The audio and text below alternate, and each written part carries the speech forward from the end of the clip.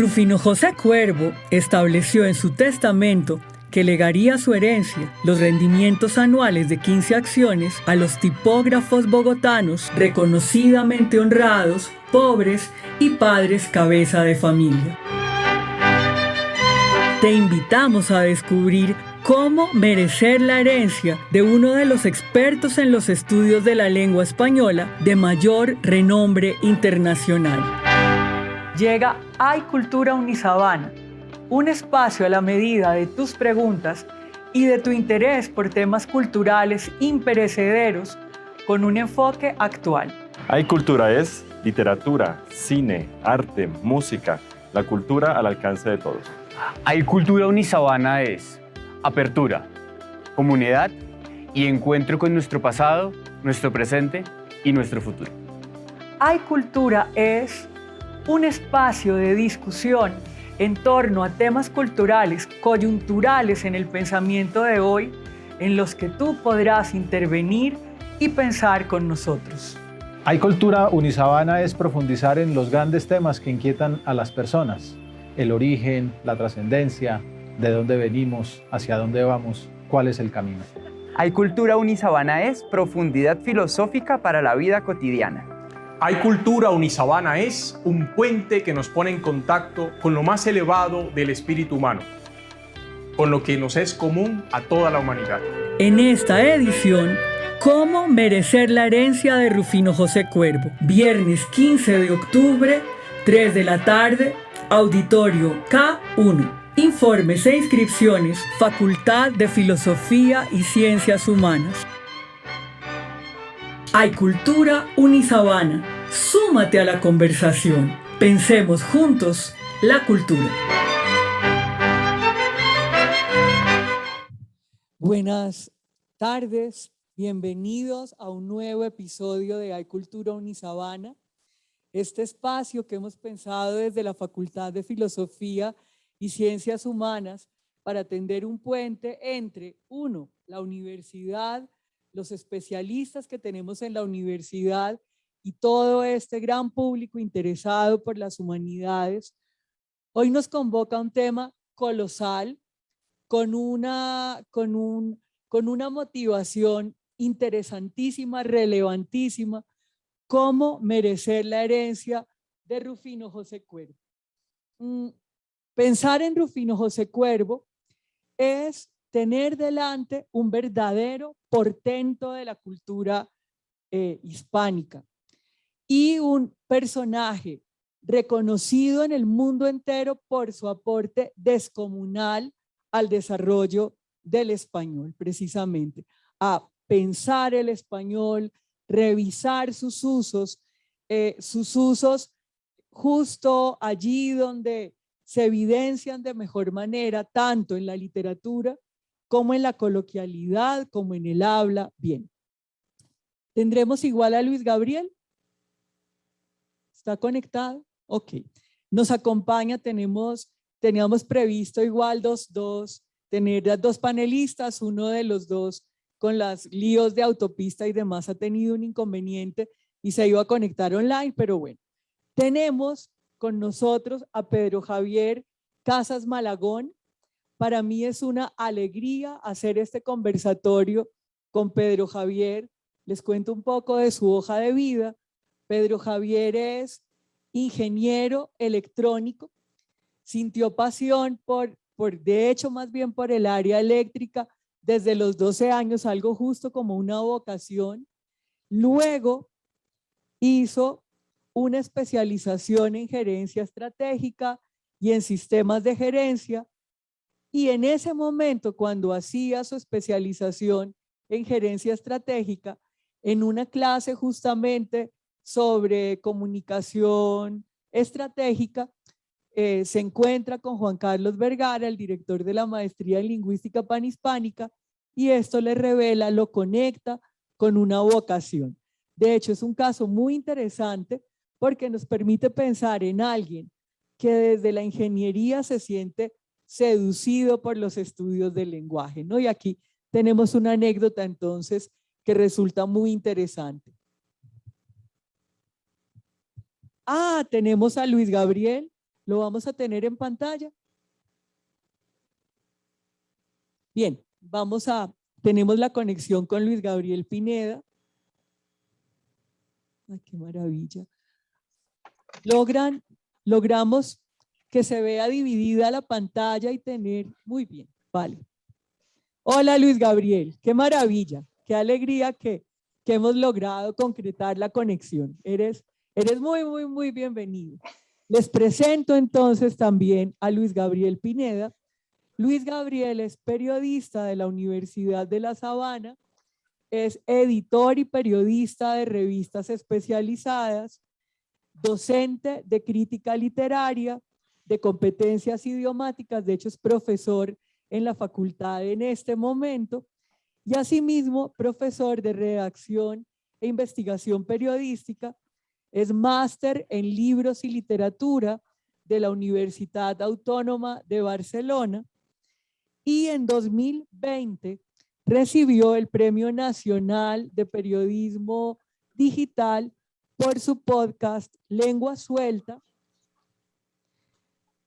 sobre cómo hablar bien el español. Es magíster también en lingüística panhispánica de la Universidad de La Sabana. Debo decirles que tengo el honor de haber sido profesora de los dos, de una materia que era justo literatura panhispánica que yo misma creé para la maestría, y de allí, además de compartir con ellos en el salón de clase, hemos tenido ocasión también de acercarnos, de urdir una amistad y de preparar con mucha ilusión este espacio, rindiendo un homenaje a Rufino José Cuervo. Yo me presento brevemente, yo soy Mónica Montes Betancourt, soy la jefe del Departamento de Lingüística, Literatura y Filología y soy doctora en Filología Hispánica por la Universidad de Navarra y también soy magíster en Literatura de la Javeriana y bueno, soy profesora desde hace más de 20 años en esta universidad. Fíjense que hemos ensamblado este conversatorio, este espacio de Hay Cultura, desde un título sugerente, tal como Cómo merecer la herencia de Rufino José Cuervo. Y ustedes se preguntarán por qué apelamos justo a esta polisemia al pensar en la herencia de Rufino José Cuervo.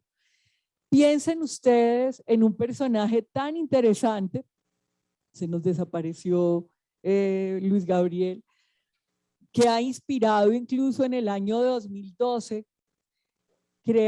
pensar en el año Rufino José, crear un juego, un cuervolario que se gana con 67 puntos, los años que vivió Rufino Cuervo, y que además invita entonces a los colombianos a rendir un tributo a una figura que a veces se nos emborrona, pero que resulta realmente colosal, no solo en la tradición nacional, sino en la tradición hispánica internacional. ¿A qué nos referimos cuando hablamos de esa herencia de Rufino José Cuervo? Entonces, hacemos algunas precisiones. Primero, Rufino José, preocupado de que su herencia quedase en el fisco francés, genera 15 cláusulas en su testamento en los que distribuye sus bienes. Les cuento algunos brevemente. Primero, por ejemplo, le lega una casa al Hospital San Juan de Dios, una casa al hospicio, a una institución de beneficencia que se llama el Hospicio. Asimismo, piensa en lo que hará con su biblioteca, eso nos dedicaremos más adelante. Urde una cláusula muy importante, que es la cláusula número 3, a la que nos referiremos muy puntualmente con Luis Gabriel, y en esta cede a un obrero tipógrafo las rentas de acciones, de unas acciones del Banco de Bogotá y el arriendo de una casa, pero además urde también otras particularidades sobre cómo distribuir un año después de su muerte lo que quede de su herencia. Le deja también a la mujer que lo cuida, a Leocadie Marie Bonté, le lega el usufructo de la casa en la que vivieron y murieron sus padres y los muebles y enseres de su apartamento en París. A Carlos Cuervo Márquez, un familiar, le lega 3 bastones de Carey, los óleos de los padres, un crucifijo y un óvalo de terciopelo. En fin, ¿no? Y deja una serie de recomendaciones sobre cómo distribuir, desde qué año, cómo todo esto se debe repartir desde el año de su muerte. Pero obviamente, cuando pensamos en Rufino José Cuervo, en su herencia, por supuesto estamos pensando también en ese impresionante valor intangible que es su legado. ¿Cómo vamos a estructurar nuestro conversatorio? Empezaremos pensando en esas anécdotas del testamento. Nos vamos a adentrar luego en algunos rasgos de su vida familiar, de su crianza, algunas anécdotas incluso de la relación con su padre, con sus hermanos. Y luego, por supuesto, nos detendremos en ese legado intelectual poderosísimo que nos pone sobre la mesa piezas tan importantes como las apuntaciones críticas al lenguaje de los bogotanos, que tiene varias ediciones, y nos pone sobre la mesa también una pieza descomunal que se termina de editar en 1994, a 83 años de la muerte de Cuervo, que había estado trabajando en sus fichas para este diccionario de construcción y régimen sin descanso. Era un hombre tan entregado a sus labores que se cuenta que tenía una mesita, debía ser algo parecido a esta, en el lugar en el que colgaba su abrigo, de suerte que mientras se quitaba y se ponía el abrigo, tenía un momento para leer y repasar y continuar con sus fichajes. A pesar de su trabajo apoteósico, Rufino José Cuervo llega solo hasta la letra E, hasta la letra D, me he adelantado una, en esto nos detendremos al final, y toda esta labor va a convocar la tarea de múltiples directores del Instituto Caro y Cuervo, empezando por Rivas Aconi, el padre Félix Restrepo, Fernando Antonio Martínez, y más adelante Dilberto Cruz Espejo tomará el trabajo y lo cerrará en 1994. Por hablarles un poco de un perfil tan interesante. Si queremos entender por qué motivo Rufino José Cuervo resulta apoteósico, debemos pensar justamente en que es visionario. Piensen ustedes este siglo XIX normativo, un siglo XIX en el que las políticas del buen decir son fundamentales en la configuración del nuevo Estado-Nación. Y atención, las políticas del buen decir ligadas completamente a los usos de la península ibérica, porque esta es la particularidad de lo que se veía en el uso de esta naciente república. Y sin embargo, Rufino José Cuervo tiene una concepción que es revolucionaria. Me voy a permitir leerles. Dice, y esto plantea justo un pensamiento panhispánico, del que apenas en estas últimas décadas se está empezando a hablar.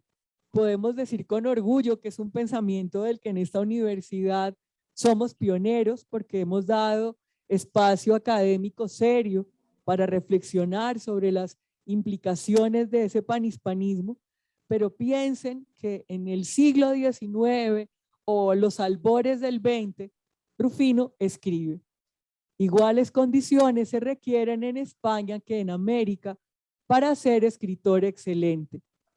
Quien tenga la dicha de alcanzarlas será modelo de autoridad, como se dice en la lengua castellana, cualquiera que sea la región que le vio nacer, llámese Andalucía, Castilla, Aragón, Asturias, Extremadura o bien México, Colombia, Venezuela, el Perú o Chile.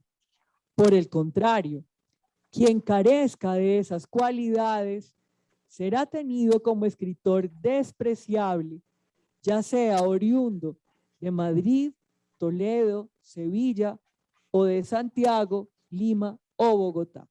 Este es un buen preámbulo para advertir también la genialidad de un hombre que empieza a hablar, a referirse precisamente a esos modos particulares en que la lengua española se encarna y toma matices válidos y valiosos de todas esas culturas y tradiciones en las que es lengua, una de las lenguas troncales. Bien.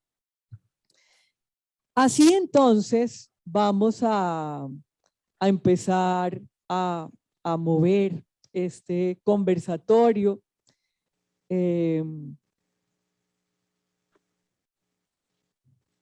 Con una pregunta a Pedro Javier.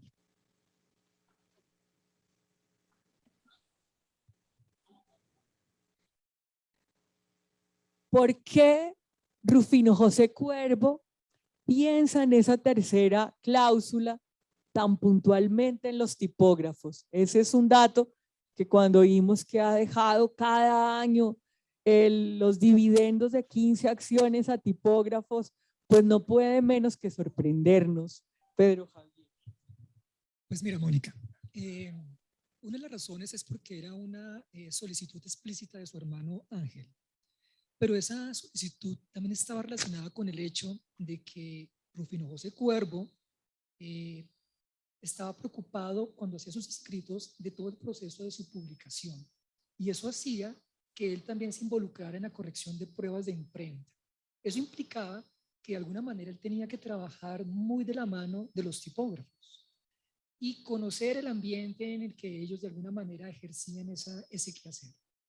Entonces, yo pienso que esta cláusula en cierta medida es un homenaje al trabajo de esas personas, porque finalmente la publicación de sus escritos no dependía solamente de él como autor, dependía también del trabajo de los tipógrafos. Entonces, en cierta medida era un trabajo de coproducción de esa obra, en la que los tipógrafos tenían una parte importante.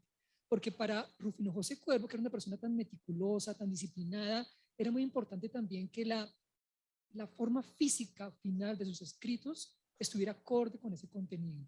Es decir, que forma y fondo de alguna manera se combinaron de manera adecuada. Entonces, en cierta medida podríamos decir que esta cláusula es un homenaje a los tipógrafos, pero también hay algo importante, y es que de alguna manera refleja un poco quizás cómo era el mundo de los tipógrafos en el momento en que vivió Rufino José Cuervo, y está relacionado precisamente con esas condiciones que él estipula de que debe ser un hombre bogotano, cabeza de familia, posiblemente una familia numerosa, y eso representa quizás que en ese entonces el quehacer de los tipógrafos era tal vez una empresa familiar, o estaba relacionada con padres de familia que tenían que sostener familias muy numerosas. Entonces, también muestra un poco quizás cuáles eran las condiciones de ese quehacer en ese entonces. Y ¿tú piensas que hay diferencia? Esto es una pregunta que nos saca de los guiones que hemos previsto entre todos, porque esto tiene trabajo detrás, obviamente, para que una charla salga fluida. Hay una buena parte de pensarlo en equipo, de armar fichas. ¿Tú crees que hay diferencia en cómo se vivía esta tarea entonces y cómo se vive ahora? Por supuesto, la tecnología ha permitido recientemente pues, que el trabajo sea quizás un poco más sencillo en cierta medida, ¿no? Esto me permite recordar un poco la imprenta patriótica del Instituto Caro y Cuervo, que en cierta medida también es un homenaje a la manera en que se hacían los trabajos de imprenta en ese entonces, ¿no? A través de los linotipos. Ahora todo es de manera digital, las correcciones deben ser un poco más sencillas. En ese entonces obviamente no, porque una vez y hacían los linotipos, había que hacer las cajas, la construcción de las páginas, la revisión, es todo un proceso bastante dispendioso. Y lo que hacía Rufino José era hacer la corrección sobre esas pruebas. Él incluso se refería a esa tarea como algo muy difícil, demandante, pero era algo que tenía que hacer para que finalmente su trabajo pues, se viera bien, porque no era solamente el contenido, sino la forma en que estaba impreso. Entonces yo creo que sí, las condiciones ahora son diferentes. Quizás, bueno, no me atrevo a decir que más fáciles porque pues no conozco las peculiaridades del trabajo hoy en día, pero yo pienso que las herramientas tecnológicas de alguna manera sí facilitan el trabajo. Hemos mencionado en este cotejo inicial sobre las características de esas cláusulas de su testamento, unas disposiciones puntuales en relación con sus libros y las donaciones a las bibliotecas. Esto resulta tan interesante que por eso vale la pena, Luis Gabriel, que nos detengamos también en esto. Pues mira. Pedro Javier, perdón. Pedro Javier. Estaba preocupándose un poco. Bueno, de acuerdo. Sí, es verdad. Si bien los libros, todos sus libros hacen parte del testamento, es parte también de su legado, ¿no? En el testamento le especifica que todos los libros, no todos, pero la gran parte deben ser destinados a la Biblioteca Nacional de Colombia, bueno, en ese momento Biblioteca Nacional de Bogotá, con excepción de 31 referencias que dona a la Biblioteca Nacional de París. Entonces, en total dona a la Biblioteca Nacional de Colombia 5.700 volúmenes. Esto, creo que hay una de las diapositivas, no sé si en este momento puede estar en pantalla, nos muestra precisamente la biblioteca de Rufino José Cuervo poco tiempo después de su fallecimiento. Correcto.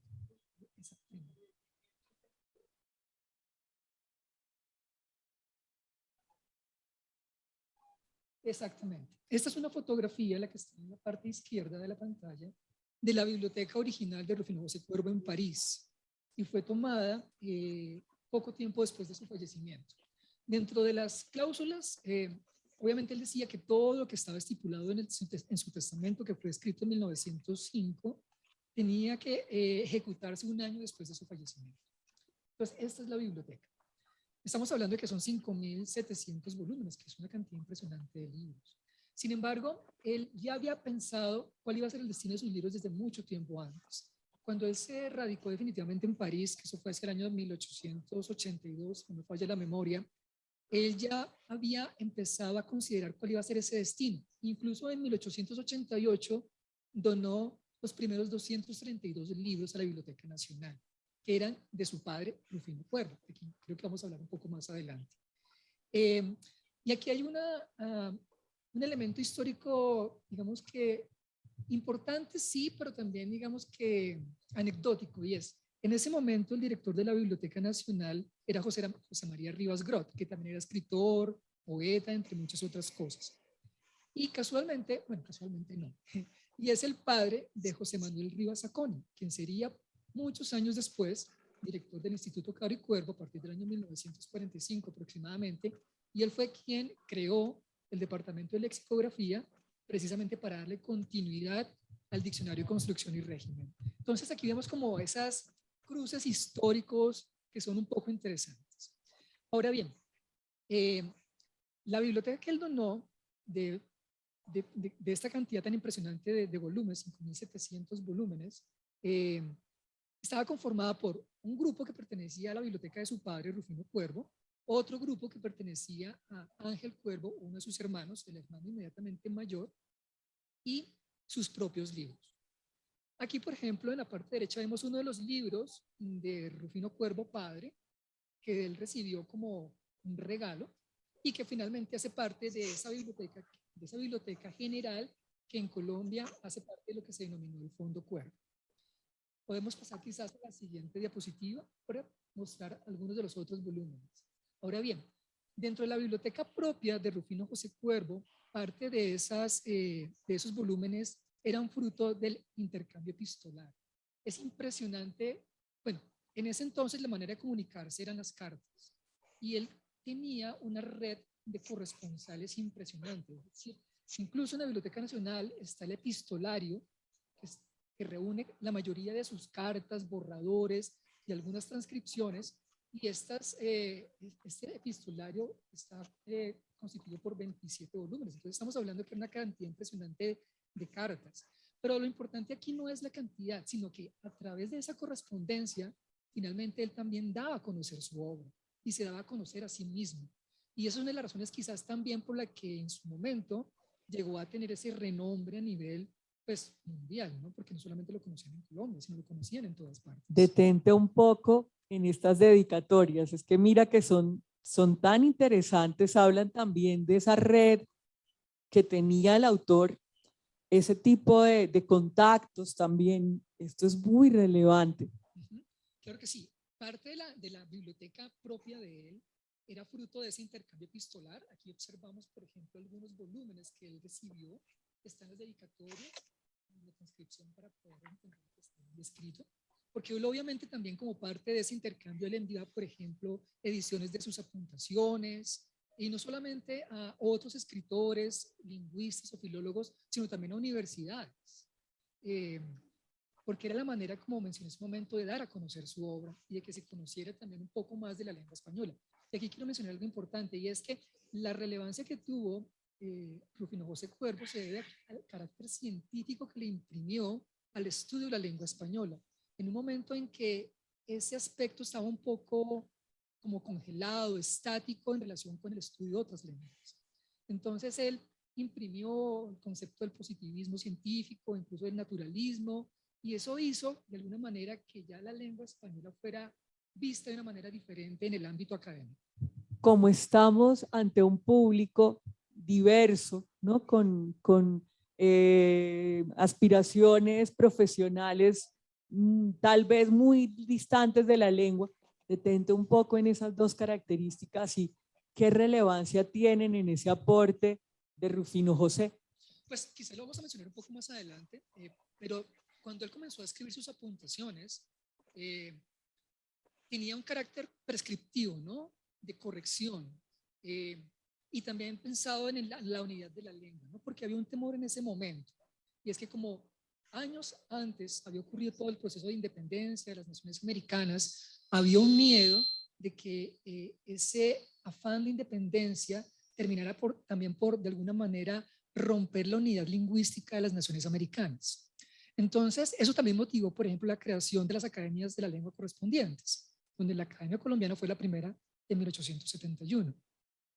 Entonces, si bien las apuntaciones nacieron con ese carácter prescriptivo de corrección, poco a poco él se fue dando cuenta que el uso iba mostrando cómo la lengua iba cambiando. Y ese uso es el que está relacionado de alguna manera con ese positivismo científico del que hablamos hace un momento, porque el positivismo se basa en los hechos y nada más que la lengua hablada. Es decir, en el habla es donde se concreta la lengua. Y precisamente es allí donde vemos los cambios que se van dando. Muchos cambios quizás solamente van a ser perceptibles décadas después. Pero eso no quiere decir que en algún momento determinado ya en la lengua se estén percibiendo cambios. Y eso fue lo que él empezó a incorporar en sus apuntaciones. Entonces él de alguna manera con ese positivismo, él acudía precisamente a los hechos. Él no iba a partir de la norma, que era lo que decía España, la península, sino él ya iba a enfocarse más, un poco más en los hechos reales, en la lengua hablada. Y el naturalismo tiene que ver precisamente con ese hecho de que la lengua está vinculada precisamente con las sociedades y con el cambio de las sociedades. Y si las sociedades cambian, la lengua naturalmente tiene que cambiar. Entonces él consideraba que la lengua era un organismo vivo y en esa medida se vinculaba con el naturalismo. Gracias, Pedro Javier. Luis Gabriel, entonces todo esto que hemos estado comentando de sus libros, de su biblioteca, de las redes, nos hace pensar también en su método de trabajo. ¿Tú qué podrías aportar al respecto de esos métodos de anotaciones, de estudio de Rufino José Cuervo? Bien, Mónica. A ver, digamos que no soy experto en la metodología de estudio de Rufino José Cuervo, por decirlo así, sino que me he fijado en algunos puntos, en algunos elementos o prácticas que él como estudioso de la lingüística solía tener y que a mí personalmente me han llamado la atención a lo largo de diferentes trabajos o lecturas o consulta de materiales que he tenido oportunidad de ver. alguna vez estuvimos, y de hecho estuvimos con Pedro Javier en la Biblioteca Nacional visitando el fondo, los fondos de allá. Entre esos vimos el Fondo Cuervo, donde están los libros que él adquirió en París, la colección de libros que él adquiere en París.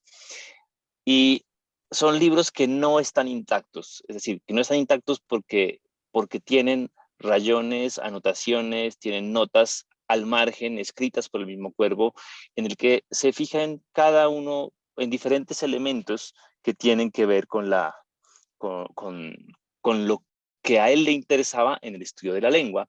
Entonces hay apuntes sobre lo que significa una palabra, sobre cómo se usaba una determinada palabra en un texto y que era diferente de otro, y es tan meticuloso que en la cita, en la nota al margen, a veces pone: esta nota que está aquí en la página tal es diferente al uso de la palabra que se da en la página tal de la Amadís de Gaula, y hace esas comparaciones, ¿no? En las notas a la gramática de la lengua castellana dice, por ejemplo, él se queja de que la obra de Andrés Bello, la gramática de la lengua castellana, no ha sido bien editada, porque varias veces los editores, y en este caso los tipógrafos, hacen corrección de estilo, y al hacer corrección de estilo dañan lo que quiso decir el autor del texto. Y lo hace evidente y pone ejemplos, ¿no? Él dice que encontró obras de la gramática de Bello en las que tienen un verso que dice lo siguiente: yo aquel que en los pasados tiempos canté las selvas y los prados, estos vestidos de árboles mayores y aquellas de ganados y flores, que es de la gatomaquia, dice ahí él. Él dice, según esto, los árboles están en los prados y los ganados y flores en las selvas, cosa poco natural, ¿no? Es decir, se fija tanto en la semántica del verso que está ahí, porque habla de y aquellas de ganados y flores, si alguien lo percibió en su momento. Él dice eso fue porque al editar le cambiaron la palabra, y al cambiarle la palabra le cambiaron el sentido del texto, y al cambiar el sentido del texto cambiaron la intención del autor. Pero él se fija en esas cosas, en escritos que ni siquiera son de él, y todas esas anotaciones las va dejando al margen de los libros, rayadas. Por eso uno de los consejos es: hay que rayar los libros, los libros no son tan sagrados como a veces creemos, hay que rayarlos, hay que hacer apuntes. No al libro inmaculado. Exactamente, hay que hacerlo ahí. Y además va dejando esas famosas fichas, ¿no? En las que, aparte de eso, cuando ve algún detalle interesante, empieza a armar una ficha de datos, que es con lo que después va a trabajar sus diferentes obras. Son famosas las fichas con las que se trabajó el Diccionario de Construcción y Régimen, que están almacenadas en el Instituto Caro y Cuervo, que las cuida ya.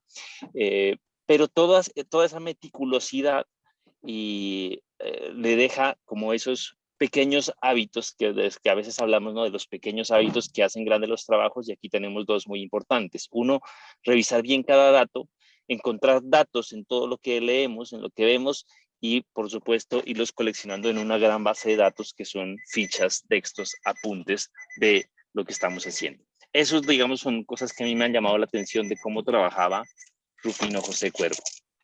De hecho, resulta muy llamativo porque esto es constantemente estar estableciendo redes de significado, ¿no? Estar estableciendo contrastes, comparaciones, tener una cabeza que de hecho se mueve en la comparatística, ¿no? Que está analizando casos del mundo entero, recurrencias, diferencias, nuevos usos.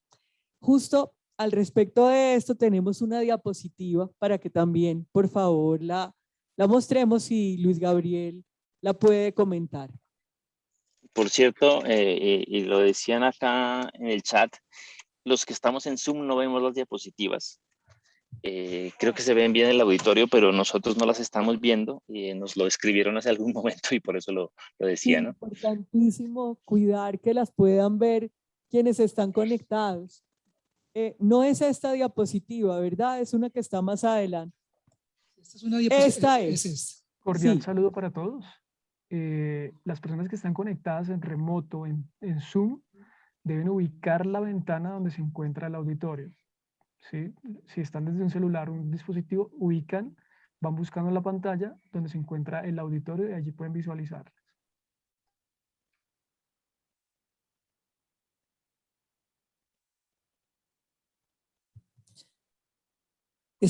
logran en este momento ver, para que Luis Gabriel pueda comentarnos justo de lo que se advierte en estas páginas del libro y cómo están intervenidas. Sí, quienes están en vía. Solo vemos la que dice cabina y atril, y eso me lo comentan también en el chat.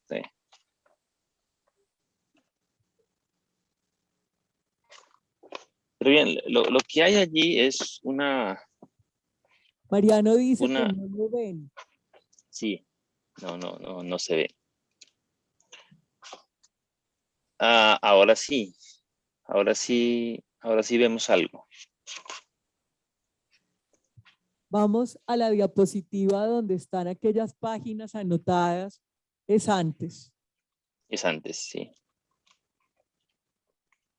Estas, muy bien. Entonces, esto es parte de lo que les venía contando, ¿no? Estos son impresiones facsimilares que reproduce en 1981 el Instituto Caro y Cuervo, editan las notas a la gramática de la lengua castellana de Rufino José Cuervo. Es una obra, podría decir, como extraña o por lo menos peculiar. Es decir, Andrés Bello escribe la gramática de la lengua castellana destinada al uso de los americanos, es decir, una gramática pensada para quienes se preocupan por estudiar la lengua, hablar bien la lengua y viven en el continente americano, es decir, en donde vivimos nosotros. Esa obra la escribe Andrés Bello y lo que hace Rufino José Cuervo es comentar esa obra. Y entonces a partir de ese momento, siempre que se edita la gramática de Andrés Bello, se edita con las notas de Cuervo, lo que ya se considera que las dos son una obra en sí misma, aunque se escribieron con años de diferencia y los autores creo que no alcanzaron del todo a conocerse entre sí. Sin embargo, se editan cada apartado o cada página de la gramática, por ponerlo en términos sencillos, tiene a la par los comentarios que le escribe Rufino José Cuervo a Andrés Bello. Aclaraciones, ampliaciones de conceptos, debates intelectuales, otras aproximaciones. Y lo que además en esta edición especial del 81, lo que hace el Instituto Caro y Cuervo es reproducir algunas páginas reproducir algunas páginas de las notas, de las anotaciones que había hecho manualmente Rufino José Cuervo a su obra original de la gramática. Eso es lo que vemos allí, los comentarios al margen que él iba dejando con respecto a lo que comentaba Andrés Bello, y que no todas fueron desarrolladas. Incluso dice la introducción del libro que no se sabe aún por qué, ¿no? Que hay algunos comentarios que Cuervo dejó allí, hechos a mano en su gramática comentada a Andrés Bello, que no todos terminaron incorporándose en las notas.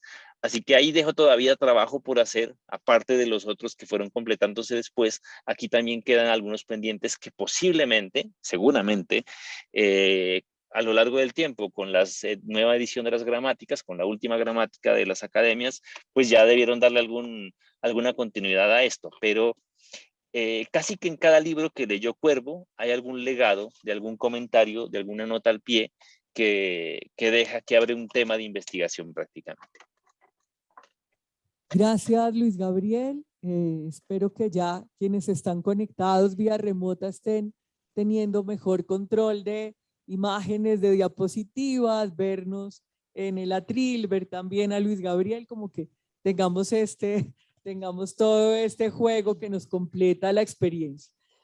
Nos vamos a adentrar ahora en ese contexto familiar de Rufino José Cuervo que es también tan interesante.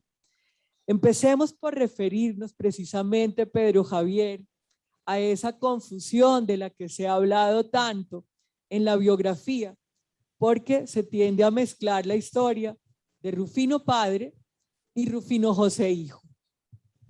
Sí, es a veces común, ¿no?, que cuando padre e hijo tienen un nombre, el mismo nombre, como es mi caso, o muy parecidos, en esas confusiones. Sin embargo, aquí lo curioso es que esa confusión se dio en un diccionario enciclopédico español. A propósito, un escritor colombiano, Antonio Gómez Restrepo, que vivió a finales del siglo XIX y la primera mitad del siglo XX, mencionaba justamente que en ese diccionario se hablaba de un cuervo famosísimo que en su primera mitad de la vida había sido un político importante, con altos cargos públicos y que ya cuando llegaba a la madurez, tal vez cansado un poco de ese ambiente político, había decidido dedicarse a los estudios filológicos y que finalmente esas publicaciones que logra en la etapa final de su vida, pues le dieron renombre universal. Entonces es muy curioso cómo de alguna manera en esa enciclopedia se reúnen dos quehaceres muy diferentes, ¿no? El político y el filológico en este caso, si bien algunas personas como Miguel Antonio Caro combinaron las dos actividades, pero en este caso fueron actividades desarrolladas por padre e hijo de manera independiente, combinadas en una sola persona.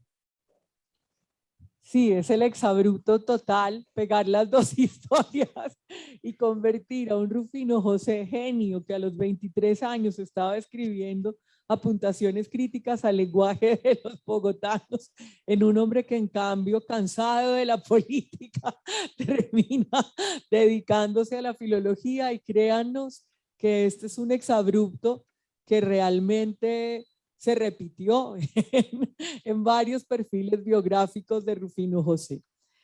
¿Tiene algún sentido histórico? Es decir, porque hubo una época de la República de Colombia en que era común, sí, soy yo. Era una época en que era común que para los políticos del país fuera importante el buen uso de la lengua, ¿no? Estamos en una época totalmente diferente, por supuesto, pero posiblemente la confusión haya partido de ahí, de como hubo una época en que tuvimos presidentes gramáticos, ¿no? Entonces, Caro, Marroquín, o muy preocupados por la gramática, como fueron otros. Por eso justamente, ¿no? Exacto. Por los presidentes gramáticos, por tener el poder vinculado al conocimiento filológico, que es lo que legitima de alguna manera la actuación. Y quizá por ahí pudo haberse dado la confusión, ¿no? De que en donde editaron este diccionario dijeron, no, pues deben ser los mismos porque en Colombia esto pasa normal, entonces pongámoslos juntos. Es decir, no hubo verificación de datos, pero pudo haber sido de ahí el origen del error, ¿no? Es verdad. Refirámonos ahora un poco a esa relación que tiene con sus hermanos, de la que también se convocan escenas muy interesantes, entrañables, y vale la pena para entender mejor esta personalidad de Rufino José Cuervo, detenernos en esos matices, Pedro Javier. Bueno, Rufino José Cuervo era el menor de 7 hijos, su padre Rufino Cuervo Barreto y su madre María Francisca Urizarri. Sin embargo, digamos que de los 7 hermanos, 3 fallecieron muy jóvenes y su relación principal fue con Ángel Cuervo, su hermano inmediatamente mayor. En realidad el quinto, porque el sexto de los hermanos también falleció muy joven. Y realmente esa relación, digamos que fue para toda la vida, porque la relación con Ángel no solamente fue de hermano, sino también de compañero, amigo, en cierta medida fue ¿cómo llamarlo? Un tutor tras el fallecimiento del padre, si bien no, la diferencia de edad no era mucha, tal vez unos 6 años aproximadamente, y prácticamente ellos participaron juntos en actividades económicas, en actividades académicas, vivieron juntos en París, entonces digamos que la principal relación fue con su hermano Ángel. ¿Qué podemos decir del padre? Pues efectivamente fue un político muy importante en el siglo XIX, conservador, santanderista, ocupó cargos públicos importantes, fue gobernador, ministro de Hacienda, vicepresidente de Mosquera, incluso fue presidente en ausencia de Mosquera por algunos meses, eso fue como hacia el año 1847. Entonces era una persona muy importante, pero falleció cuando tenía tan solo 9 años Rufino José Cuervo. Sin embargo, la presencia de él es tan importante que justamente Ángel y Rufino escriben un libro en homenaje a su padre, en el cual cuentan algunas de las anécdotas que habían en esa época de niñez. De su madre, pues obviamente tras la muerte del padre continúa con la educación, que era uno de los pilares justamente en la familia. Para Rufino Cuervo, padre, lo más importante era la educación y un trabajo honesto. Y en eso se basaba básicamente la educación que les inculcó desde muy niños. De hecho, esto conecta bien con una escena en la infancia de Rufino, en la que su noción de lo que puede, la noción infantil de un tesoro, termina relacionándose con cómo una cervecería se convierte en la fuente de ingresos familiar. Yo te invito a que nos recrees también esa imagen, justo por la riqueza que reviste, porque es versátil, ¿no? Porque nos invita a pensar en toda una simbología. Justamente en el libro que escribieron Ángel y Rufino, en memoria de su padre, creo que se llama Vida de Rufino Cuervo y Noticias de su época, si no me falla la memoria, tal vez, perdón por eso.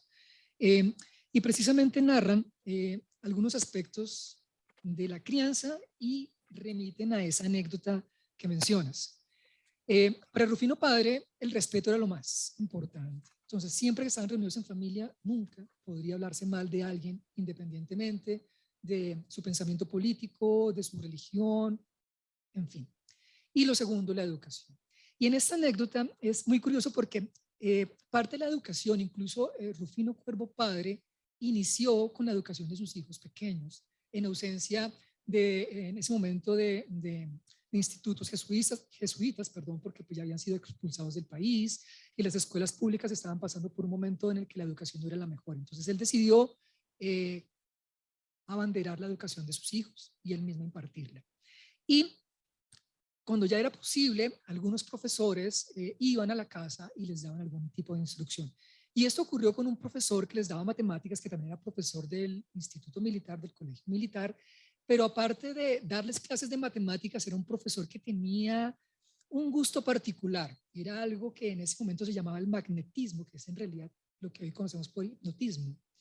Y en esas sesiones de clase, me imagino que trataba de hipnotizar a los muchachos. Entre ellos había un pariente de Rufino y de Ángel, que cuando lo hipnotizaba entraba en un estado de, se me da la palabra en este momento, como de aletargamiento, como sonambulismo, un sonambulismo. Y cuando estaba en este estado, empezó a relatar que en la casa había un tesoro enterrado por un tío distante como unos 60 años antes. Pues los niños, en ese entonces, Rufino José Cuervo tendría tal vez unos 8 años, con sus hermanos mayores dieron a la tarea de buscar el famoso tesoro. Y tan pronto como sus padres se iban a descansar, ellos empezaban con su tarea. Pero pues los papás se dieron cuenta. Y cuando se dio cuenta, Rufino Cuervo padre reunió a sus hijos en torno al agujero que ya habían cavado en el sótano de la casa y les dijo unas palabras más o menos estas. Les dijo, mire, este hueco se va a cerrar el día de hoy y ustedes no tienen ningún tesoro que buscar más allá de su propio trabajo. Y esa frase quedó grabada para Rufino y para Ángel. Muchos años después, dentro de las diferentes búsquedas de solución a sus problemas económicos, ellos se convirtieron en cerveceros, en la casa paterna. Y en el lugar donde habían cavado muchos años antes ese hueco en busca del tesoro, ahora era la bodega, el almacén de las cervezas. Y recordaban justamente ese episodio, ¿no? De que efectivamente las palabras de su padre habían sido sabias. Después de muchos esfuerzos, su trabajo había permitido tener una solvencia económica y justamente el almacén estaba allí donde estaban buscando ese tesoro. Entonces esa es la anécdota. Ahora bien, ya que mencioné la cerveza, y hoy viernes, por supuesto, entonces creo que a propósito. es muy a propósito, ¿no? Efectivamente, tan pronto como pues, una vez que fallece el Rufino Cuervo padre, digamos que las circunstancias económicas de la familia empezaron a tener algunos inconvenientes y pues tuvieron que hacer, como decimos coloquialmente, rebuscar la manera de poder solventar esas dificultades de muchas maneras. Más o menos hacia el año creo que es como de 1876, tal vez no, bueno, falla la memoria en este momento, incursionan en la fabricación de cerveza. Y esto les permitió con el tiempo no solamente salir de las dificultades económicas, sino permitirse también contar con los recursos suficientes para poderse radicar en París y vivir holgadamente por más de 20 años. En el caso de Rufino José Cuervo, 29 años. Aquí hay varios elementos importantes. La cerveza, en una exhibición industrial que se hizo en Bogotá en 1871, recibió un diploma de honor, que es la imagen que vemos en la parte izquierda de la pantalla. Años antes, Ángel había logrado vender la franquicia de la cerveza a un empresario en Medellín, en Antioquia. Por eso vemos en la parte superior sellos de la cerveza Cuervo, pero incluyendo el nombre de la persona que tenía la franquicia, que era Juan Hincapié Garcés. Que además, de verdad, publicitariamente se ven tan interesantes, ¿no? Todo el concepto de fondo es tan atractivo. Ellos, luego de su primer viaje a Europa, que fue como en el año 1872, en la que también visitan a varias cerveceras para tratar de incorporar sus técnicas en la cervecería propia, se dan cuenta que muchas de las prácticas de Europa las están incorporando aquí en Colombia. Finalmente deciden venderla en 1872 para radicarse en París. Pero digamos que de alguna manera uno de sus hermanos mayores, Antonio Basilio, continúa con la cervecería, por eso aparece el nombre de él en la parte inferior, pero ya no en la casa paterna que está ubicada en el barrio de la Candelaria hoy en día, donde está una de las sedes del Instituto Caricuervo, sino en Madrid, Cundinamarca.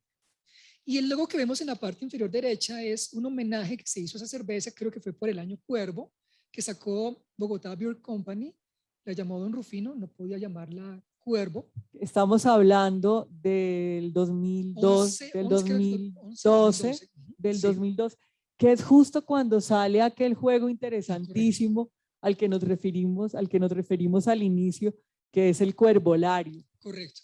Ahora bien, aquí hay, digamos que un elemento histórico también que vale la pena resaltar, y es que así como la cerveza les permitió salir de las dificultades económicas, les permitió radicarse en París, donde definitivamente Rufino se dedicó a su diccionario de construcción y régimen, es decir, que la cerveza le permitió dedicarse a ese trabajo.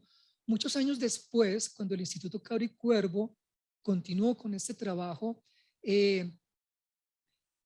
parte de los recursos económicos y el apoyo que tuvo el Instituto Cabra y Cuervo vino de la Fundación Santo Domingo, que por cierto era dueña de Bavaria en ese momento. Entonces, así como en su momento Ángel y Rufino hicieron parte de los pioneros de la industria cervecera que abrieron campo para empresas tan grandes como Bavaria, finalmente el Grupo Santo Domingo terminó también apoyando la finalización del Diccionario de Construcción y Régimen. Entonces, de alguna manera, la cerveza estuvo ahí presente, ¿no?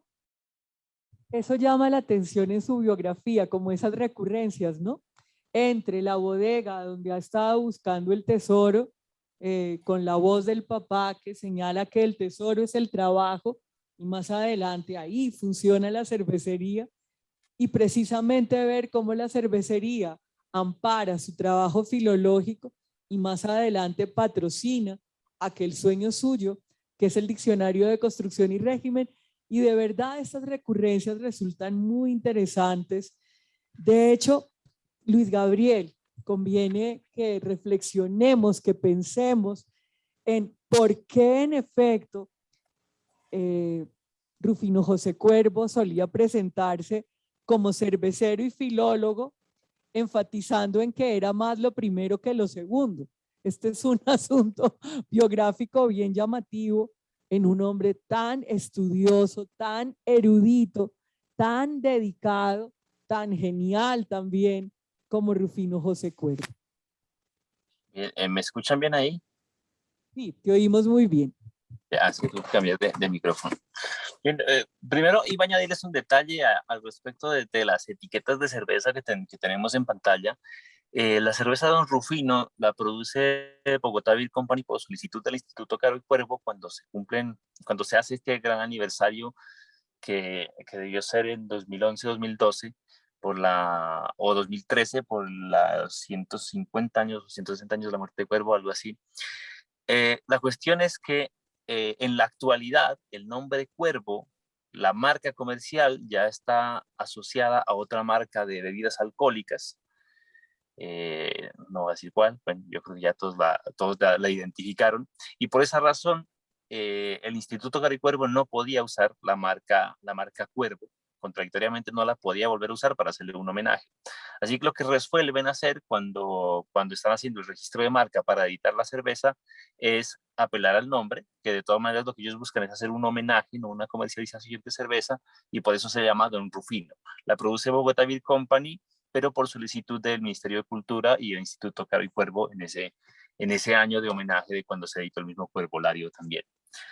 Y lo otro es que en ese viaje o en esos viajes a Europa, cuando él empieza a radicarse y empezar a cruzar correspondencia para consultar con otros intelectuales de sus estudios filológicos, ahorita Pedro Javier nos habla exactamente del nombre, lo que él empieza a darse cuenta es que quizá en Alemania, en Francia, la filología como ciencia era nueva. Se estaban sentando las bases de la filología en el mundo como ciencia que estudia el funcionamiento de la lengua, porque hasta ahora veníamos de los estudios literarios, no del funcionamiento de la lengua, que como ciencia incluso empieza ya entrado el siglo XX fuerte en Estados Unidos, en Inglaterra, en el inglés, pero en las lenguas latinas todavía no se hablaba de estudios como tal lingüísticos que explicaran el funcionamiento de la lengua. Entonces era muy difícil presentarse como filólogo, así que era mucho más fácil e interesante, ¿no?, presentarse como cervecero, sobre todo si se estaba en Alemania, pero fue bien recibido o fue calificado como de muy competente en las dos disciplinas. Y ahí yo creo que Pedro nos puede ampliar un poco de parte de quién fue esa calificación. Sí, efectivamente, fue una reunión que tuvo con un lingüista muy importante de Alemania, que es August Friedrich Ott, que por cierto la conversación, perdón, la tuvieron en latín.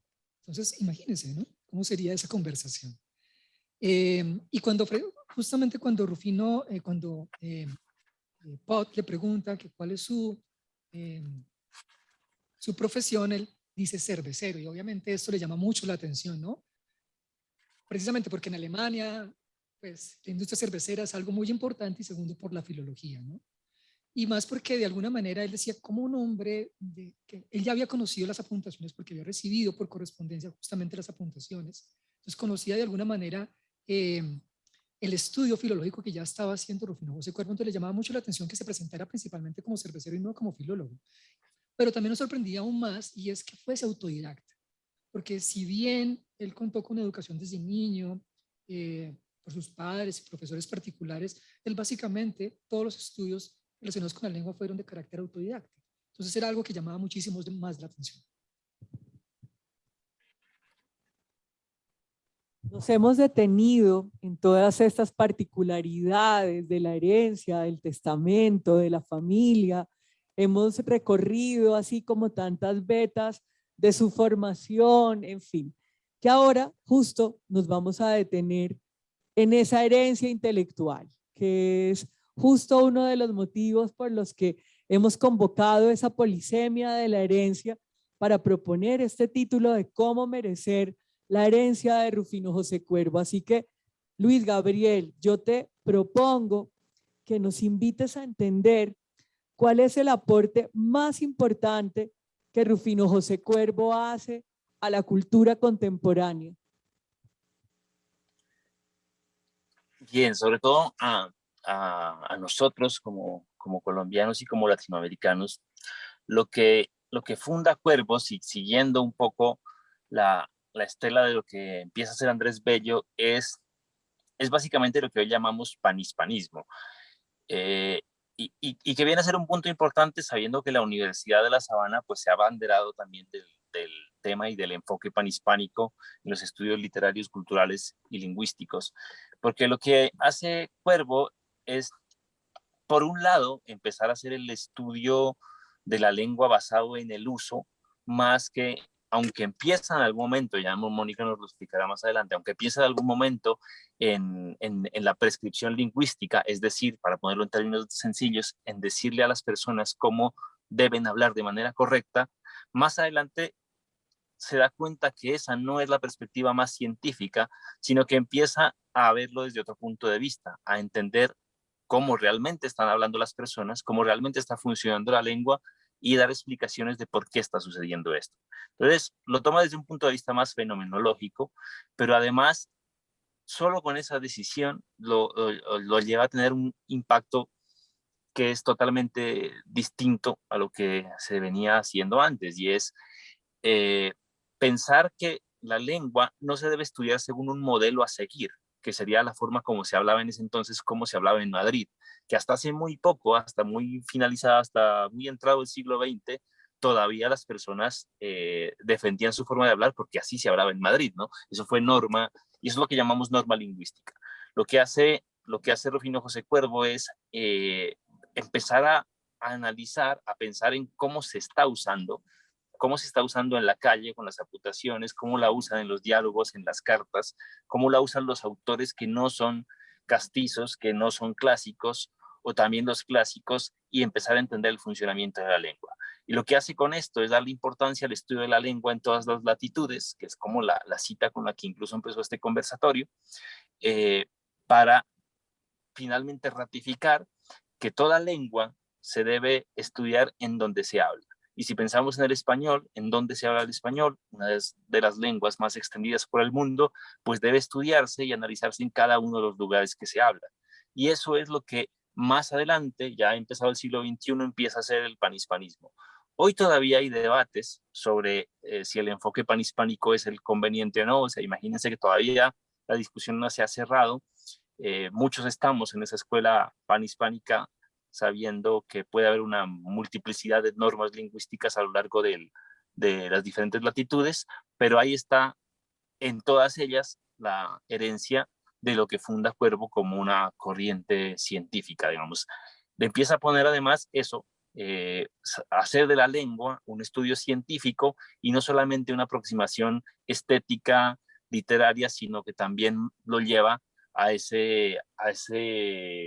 esos métodos fenomenológicos que poco a poco van fundando lo que hoy es una disciplina, ¿no? En cuanto a la filología y la lingüística.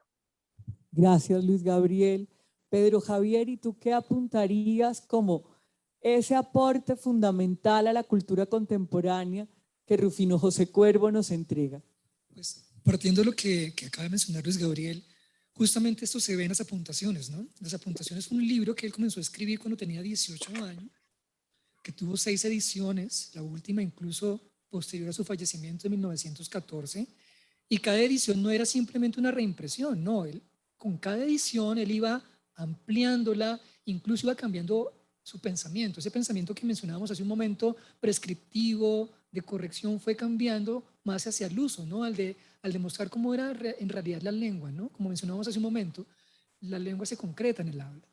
Entonces, si bien el título del libro se mantuvo a lo largo de las 6 ediciones, el libro comenzó precisamente enfocándose en el lenguaje bogotano, pero con posterioridad ya lo amplió al lenguaje en Colombia, incluso después incluyó a otros países de América. Es decir, que ese panhispanismo también se vio reflejado en valorar las variantes del español en otros lugares de América, como mencionaba Luis Gabriel. Entonces, y precisamente hacer esa separación del lenguaje literario, ¿no? Que en últimas no es un lenguaje real, y eso llevó también incluso a Rufino José a considerar ya cambiar completamente su libro de apuntaciones por un libro nuevo, castellano, popular castellano literario, que finalmente no se pudo concretar, pero era el reflejo precisamente de cómo iba cambiando su pensamiento y de cómo realmente hay que mirar es la lengua en el uso y cómo las diferentes variedades son igual de importantes. A mí me gustaría que nos detengamos a pensar en por qué esto resulta tan valioso. Y de nuevo, quiero que nos ubiquemos en el siglo XIX, ¿no? Porque a veces queremos juzgar un planteamiento, una propuesta con las categorías del siglo XXI. Y no, tenemos que entrar en un siglo XIX. Yo les voy a contar, les voy a hacer un contexto.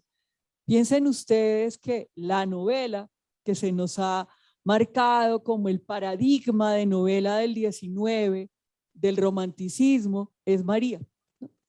Sin embargo, ¿ustedes qué ven en María? Un modelo completamente europeo que responde profundamente a esas normas del buen decir, ligado al uso español, no al español de España, con unas categorías que por demás no están del todo encarnadas en nuestra realidad, más allá de esos cuadros de costumbres, de la finca, donde se desenvuelve toda la trama, pero esto queda como un texto marginal, ¿no? Como un texto que no es el fundamental. Al lado de eso aparece un hombre genial, Eugenio Díaz, que escribe La Manuela, un hombre de campo. Se la lleva de hecho a José María Vergara y Vergara, que dice que la publicará por entregas, le impresiona que este hombre, comillas, inculto, escriba con tanta propiedad, y la novela solamente aparece en 5 entregas y se queda incompleta. Hasta 1984, que es cuando finalmente se publica. Y la pregunta que uno se hace es, ¿qué pasó, no? ¿Por qué la novela desaparece? ¿Por qué nunca se dice nada de lo que ocurrió con Manuela? Oh, pues lo que pasó es que validaba los usos de campo, cuestionaba los usos del sistema. Había un sacerdote en la novela que legitimaba y daba alas a esos campesinos exigiendo sus derechos, y José María Vergara y Vergara, midiendo lo problemático que podía esto resultar, jubilan el Mosaico, la entrega de la novela en el capítulo 5, ¿no? En la 5ª entrega de Manuela. Estamos ante un 19 normativo. Pensar a un Rufino José Cuervo que intenta un libro de apuntaciones críticas, es decir, prescriptivo, y de allí salta más bien a condensar sin juicio la riqueza, la movilidad de unos usos. Esto es muy visionario, ¿no? Esto es no detenerse solo en el modelo diacrónico, que era en el que se detenían los análisis de la lengua entonces, para penetrar profundamente en los modelos sincrónicos, ¿no? Para preocuparse por las maneras concretas del habla, sin distinción, sin categorizar, sin decir, estos lo hacen mejor que aquellos, más bien poniendo el énfasis en todas las novedades de esa lengua en uso. Por ejemplo, leyendo una reseña, entre las voces que condensa Cuervo está la palabra arremuescos, ¿no? Una palabra que sin duda tiene una herencia tan cundiboyacense, tan implantada en la tierra, en lo más cercano, en la patria más chica, y esto es profundamente significativo, ¿no? Yo querría leerles alguna cita introductoria de Cuervo a sus apuntaciones críticas al lenguaje de los bogotanos. Esta es una de esas joyitas que llegan a la familia y que son un deleite. Así que les leeré alguna de las referencias con las que Rufino presenta su estudio de apuntaciones críticas. Dice, mirar por la lengua vale para nosotros tanto como cuidar los recuerdos de nuestros mayores, las tradiciones de nuestro pueblo y las glorias de nuestros héroes. Y cuando varios pueblos gozan del beneficio de un idioma común, propender a su uniformidad es avigorar sus simpatías y relaciones, hacerlos uno solo. Luego dice, pero ¿y cuál será la norma a que todos hayamos de sujetarnos? Ya que la razón no lo pidiera, la necesidad nos forzaría a tomar por dechado de nuestra lengua a la de Castilla, donde nació y llevando su nombre creció y se ilustró con el cultivo de eminentísimos escritores, envidia de las naciones extrañas y encanto de todo el mundo. Pero atención, esto es como asistir a una transición, ¿no? Si bien el énfasis es la lengua de Castilla, poco a poco le va a interesar mucho esa lengua encarnada, ¿no? esa lengua con los matices de los que se reviste. Bien, justo atendiendo a estos tiempos que son los que son, te invito, Luis Gabriel, a que nos comentes cuál es el valor de esa segunda obra muy, muy importante en la producción de Rufino José Cuervo, que son las notas a la gramática de Andrés Bello. Eso, adelante, Luis Gabriel.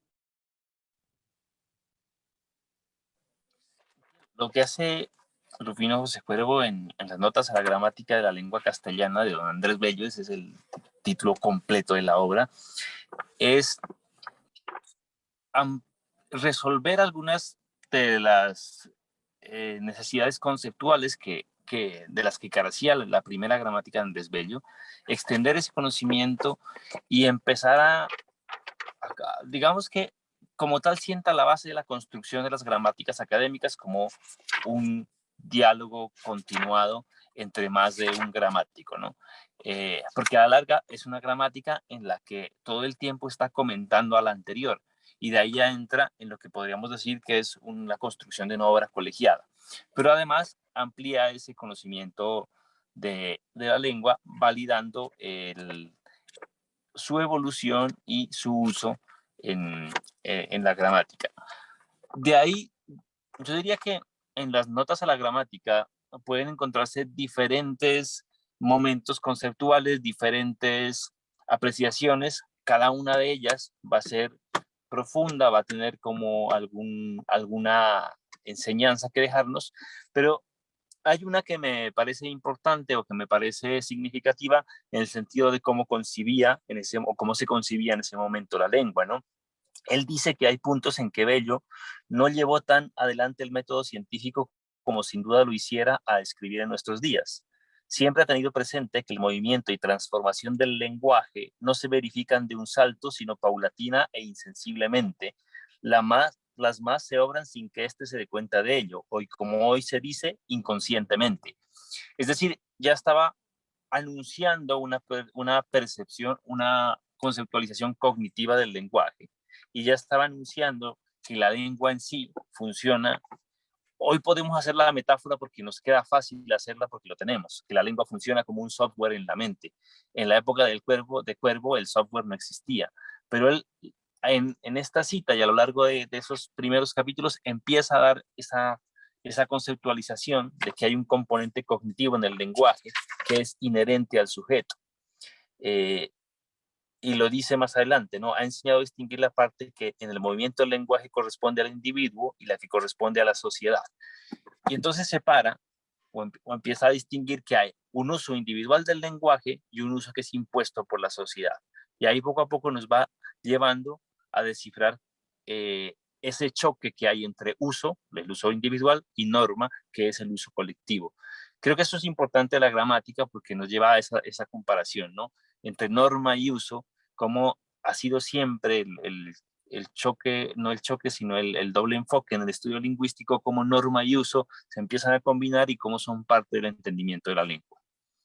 Y en esto que dices hay algo muy interesante porque precisamente nos revela la genialidad filológica de un Rufino José Cuervo que está pensando en un metalenguaje, ¿no?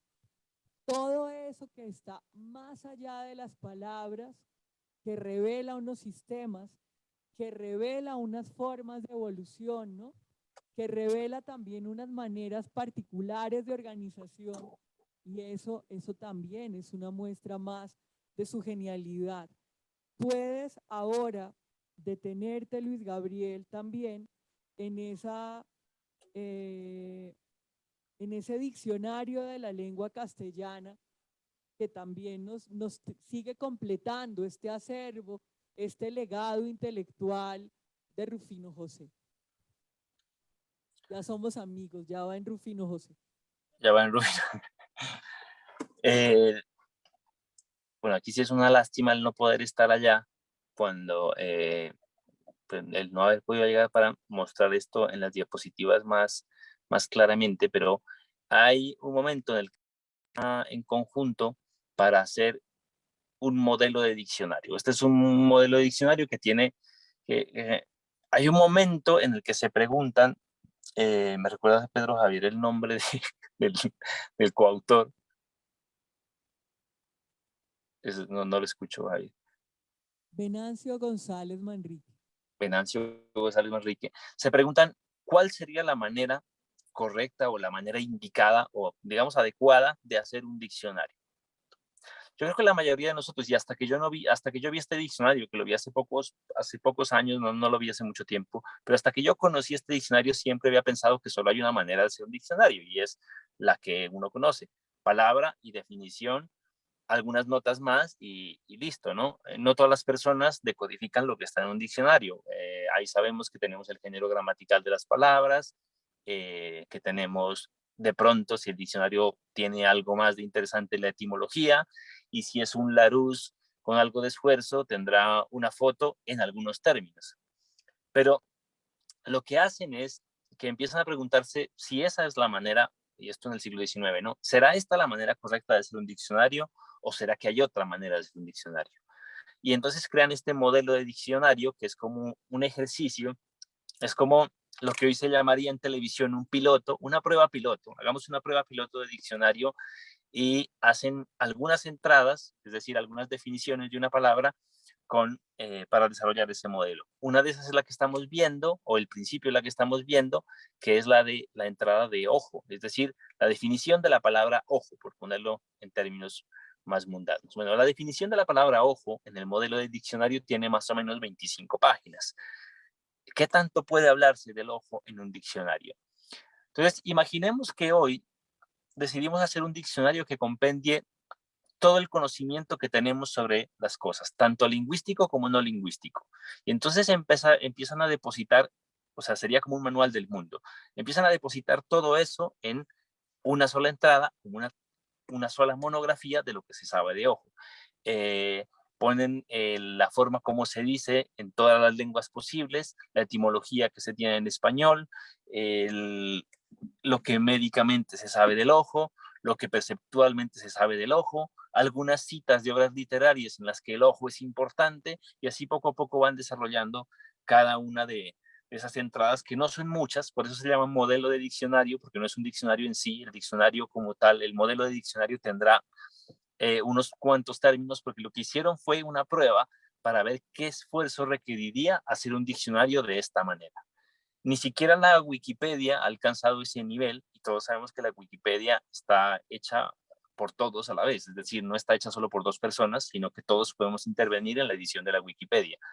Si una obra que es colectiva no ha logrado el nivel de esta, estamos hablando de un índice o de un nivel de genialidad que es casi imposible de alcanzar.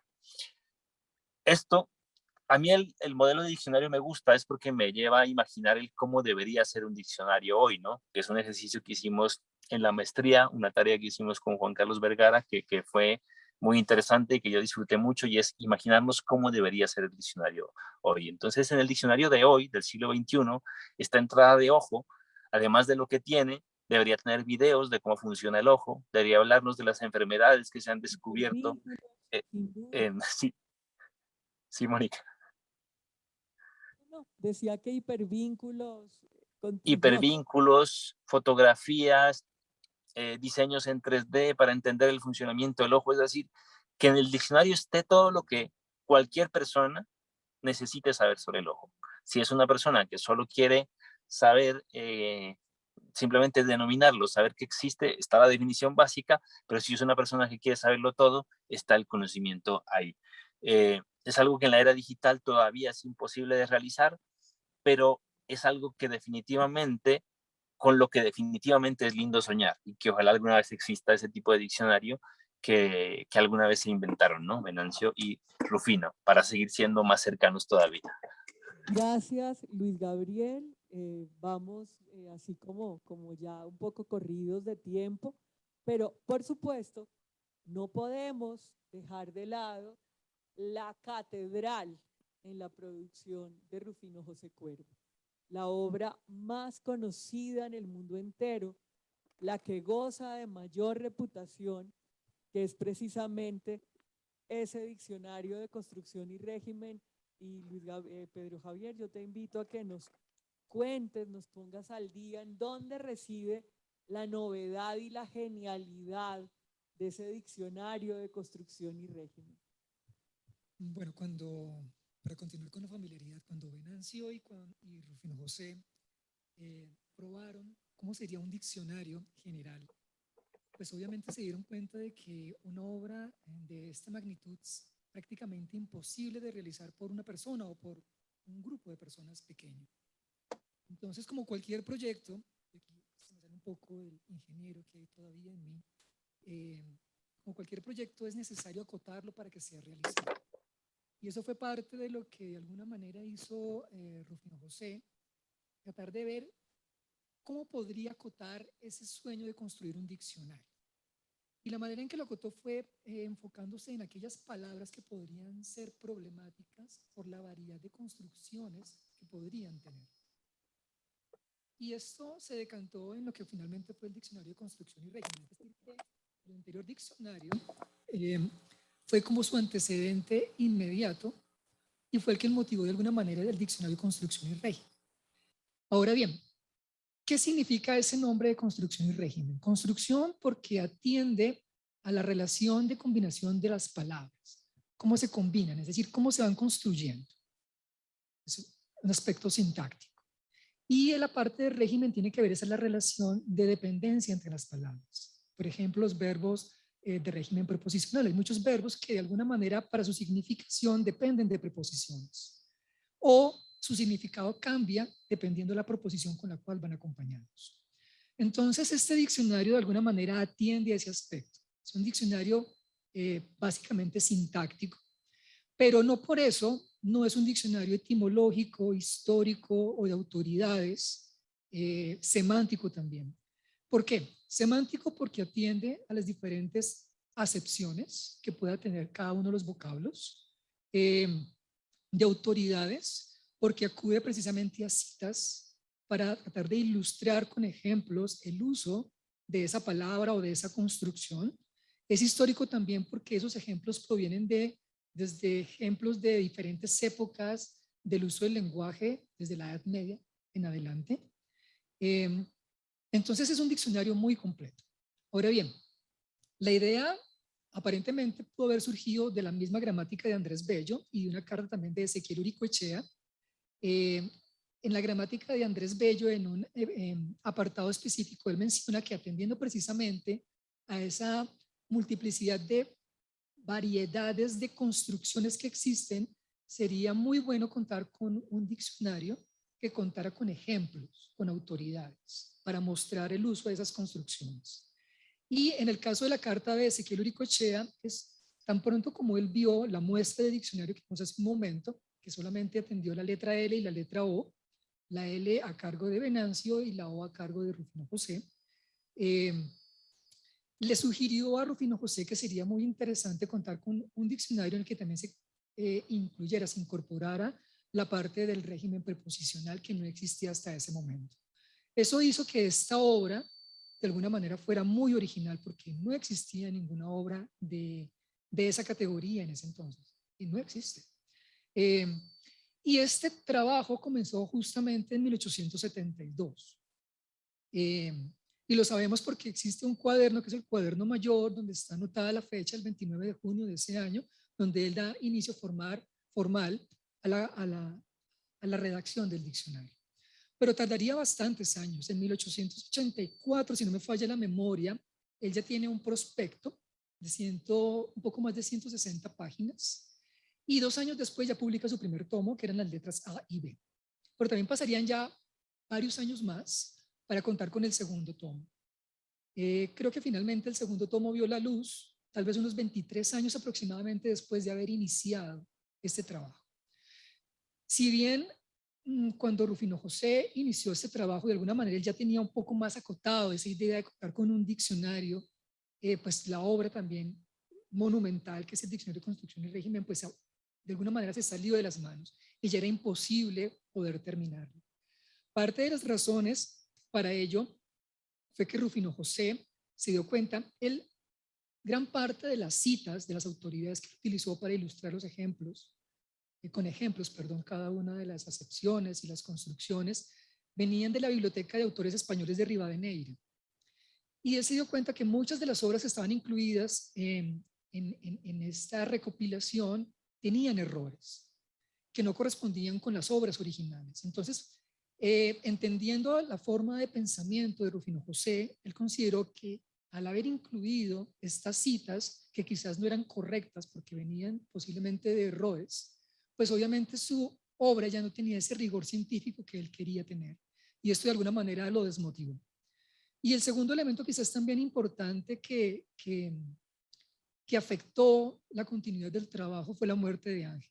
Como ya mencionábamos, era una persona muy importante, era su mecenas de alguna manera, estuvo a la sombra para que el que brillara fuera Rufino José, entonces él ya de alguna manera no se sintió tan motivado para continuar el trabajo, que cayó en manos del Instituto Cabri Cuervo. Y 122 años después, en 1994, logró finalizar.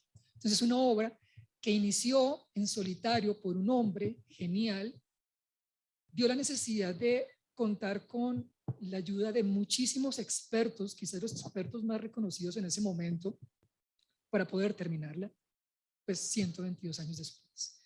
Y algo importante es que mereció el Príncipe de Asturias de Comunicaciones y Humanidades en 1999. No, es una obra colosal. Realmente quienes no se han adentrado por curiosidad, vale la pena tomar alguno de los volúmenes del Diccionario de Construcción y Régimen, revisar alguna de las entradas y detenerse en esa filigrana que es la construcción de ese diccionario. Yo creo que por tiempo estamos cortos. Teníamos una reflexión de cómo merecer entonces la herencia que va a quedar a cada uno en sus lugares, pero no nos vamos sin ese legado de su voz, Pedro Javier. Tenemos aquí una joyita, un testimonio auditivo, un testimonio sonoro que no podemos pasar por alto para cerrar este tercer capítulo de Hay Cultura Unisabana. Creo que está en la última diapositiva y ahí tenemos también el audio. Bueno, en realidad es un video.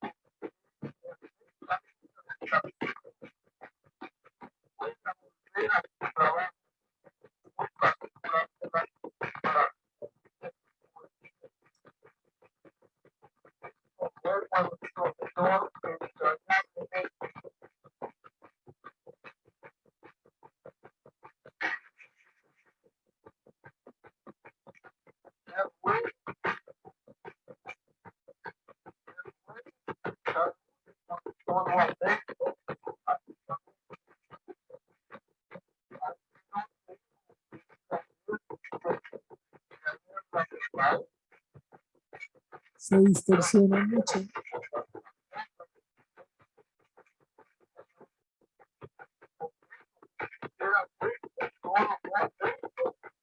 Y no sé bien.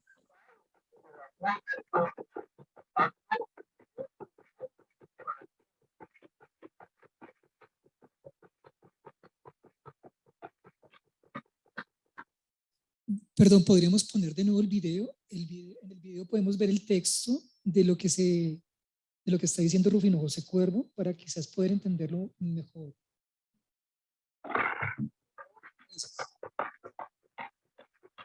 Mi muy querido, estas poquísimas palabras que reproducirá usted el aparato son pequeñísima muestra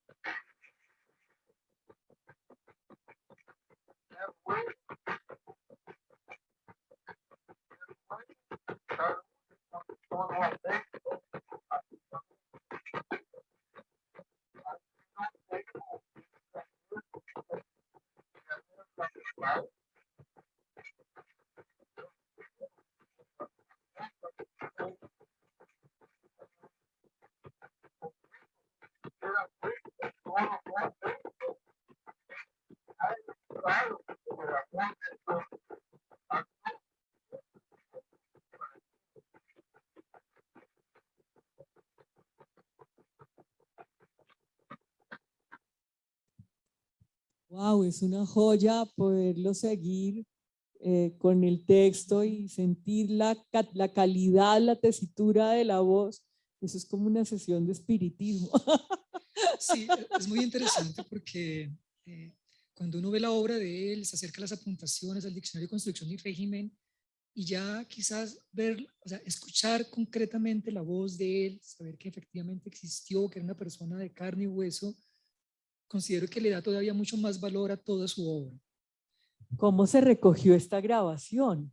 Esta fue, pues digamos que la grabación nació de una petición expresa de un amigo de él, Belisario Peña, donde en una carta le pide que si es posible a través de un amigo en común, que vayan y hagan la grabación del mensaje. Efectivamente lo hacen. Esta foto muestra posiblemente cuál fue el fonógrafo utilizado en ese entonces. Y en una carta posterior con la que le envían el disco, bueno, el cilindro, es un cilindro, donde está grabada la voz, le dice que pues, no pudo grabar un mensaje mucho más extenso porque estaba un poco acatarrado, creo que es la palabra que él utiliza, afectado la voz. Había mucho ruido en el sitio donde estaban haciendo la grabación y tenía que subir la voz y por eso tuvo que incluso en algunos momentos interrumpir la grabación.